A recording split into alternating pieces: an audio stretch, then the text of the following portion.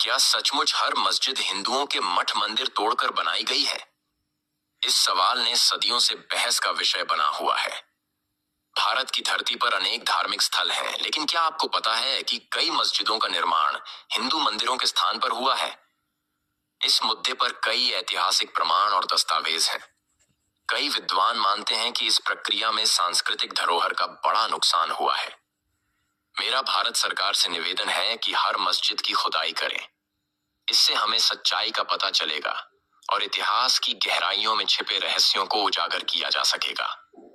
क्या हम अपने अतीत को फिर से जानने की कोशिश कर सकते हैं? यह एक महत्वपूर्ण कदम होगा जो हमें एक नई दिशा में ले जा सकता है। आपका क्या विचार है? क्या आप इस मुद्दे पर और जानकारी चाहते हैं? धन्यवाद इस वीडियो को देखने के लिए। कृपया हमारे चैनल को सब्सक्राइब करें और अपने विचार हमारे साथ साझा करें। दुनिया की हर प्राचीन मस्जिद, कोई भी बड़ी प्राचीन मस्जिद उठा के देख लो, वो किसी ना किसी मठ मंदिर को तोड़कर बनाई गई है। यहाँ तक कि मक्का में भी हमारे हिंदुओं के 360 मूर्तियां थी। 3 देवियों की मूर्तियां थी, हमारी मूर्तियां थी, जिसे इन्होंने तोड़ दिया था और वहां मस्जिद बना ली थी। तो इन सारी मस्जिदों की एक दिन खुदाई होगी और सच आगे आएगा। अब ये कातिलों की फौज और ये लुटेरों का गिरोह अपनी सच्चाई दुनिया के सामने आने को देखकर डर गया है। लेकिन मैं योगी जी को बहुत बहुत साधुवाद देता हूं, योगी जी को बहुत बहुत धन्यवाद देता हूं। वो बहुत अच्छी तरह से सारी परिस्थितियों को हैंडल कर रहे हैं। इसी तरह से योगी जी को मैं साधुवाद देते हुए भगवान से प्रार्थना करता हूं कि एक दिन योगी आदित्यनाथ जी भारत के प्रधानमंत्री बने और भारत विश्व गुरु दोबारा से बने। सपा के प्रवक्ता है अमीर जमई, उनका ही अभी बयान आया है कि कुंदर की जो संभल में मस्जिद के साथ छेड़छाड़ हुई है वो कुंदर की जीत का तोहफा है। 91 के उन्होंने जो प्लेसेस ऑफ वर्शिप एक्ट है उसका जिक्र करते हुए कहा है एएसआई गृह युद्ध कराना चाहती है। एएसआई गृह युद्ध नहीं कराना चाहती है। पूरी दुनिया में गृह युद्ध की तैयारी तो ये कातिलों की फौज करती है। ये क्या यूरोप में एएसआई है भारत की? क्या अमेरिका में, कनाडा में एएसआई है भारत की? क्या जर्मनी में एएसआई है भारत की? क्या पाकिस्तान में जिन्होंने हिंदुओं के सारे मंदिर कब्जा लिए एएसआई ने करवाया था? क्या कश्मीर को एएसआई ने करवाया था? बांग्लादेश में भी पिछले 1.5 महीने में, 2 महीने में जो लाखों हिंदू मरे हैं वो क्या एएसआई ने मरवाए थे? ये केवल कत्ल करने का मौका खोजते हैं, लड़ाई का मौका खोजते हैं। मैं हिंदुओं से कहना चाहता हूं, हिंदू इसकी तरफ ध्यान दें।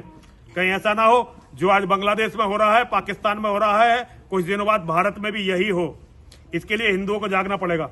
अच्छा, दिल्ली में किसी तरह के कोई प्रदर्शन की अनुमति नहीं दी गई। देखिए हमें तो प्रदर्शन करना नहीं था, हमें तो हनुमान चालीसा पढ़ना था। हम प्रदर्शन कहाँ करने जा रहे थे?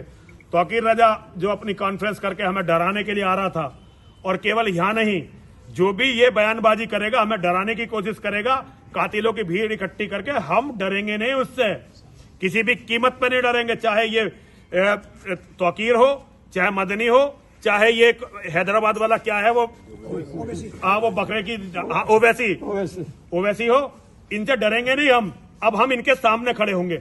हमने बहुत दिन तक बहुत कुछ सहा है। अब हमारा अपने प्राण देकर धर्म को बचाने का समय आ गया है।